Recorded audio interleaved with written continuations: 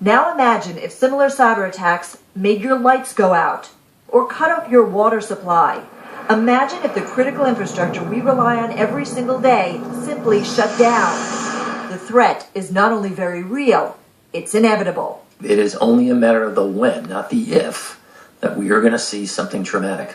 Admiral Michael Rogers heads the NSA and Cyber Command. We have seen individuals, groups inside critical U.S. infrastructure. That's right. Power plants, banking systems, air traffic control, subways, all are vulnerable. Years ago, what could have only been accomplished through a kinetic attack using missiles or bombs now can be done with a few keystrokes where they could wipe out, again, a whole sector of our nation's electric grid, not just for days or weeks, but potentially for months. According to the Department of Homeland Security, adversaries from China, Russia, and elsewhere are inside hundreds, if not thousands, of U.S. critical infrastructure computers. It's not just about getting information, it seems, but it's also the ability to control those sectors. This is something that we worry a lot about. CNN was given rare access to the DHS's heavily protected cybersecurity center known as NKIC.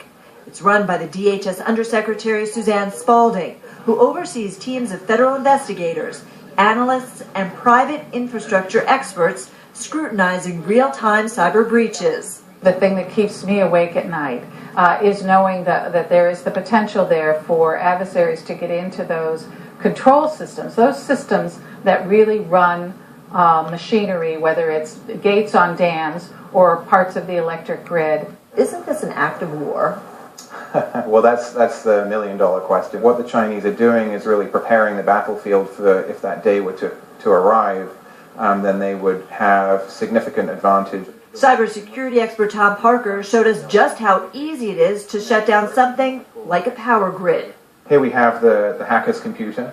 Okay. And the hacker has already broken into the electric utility, and now we've got access to that electric utility's network.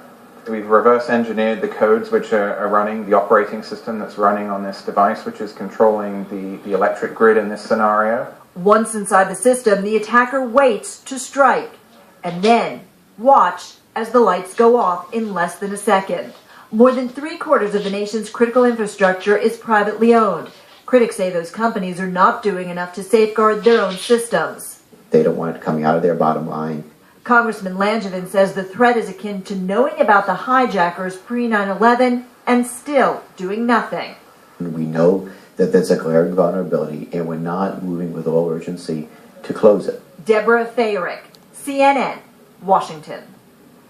All right, let me bring back in my guest.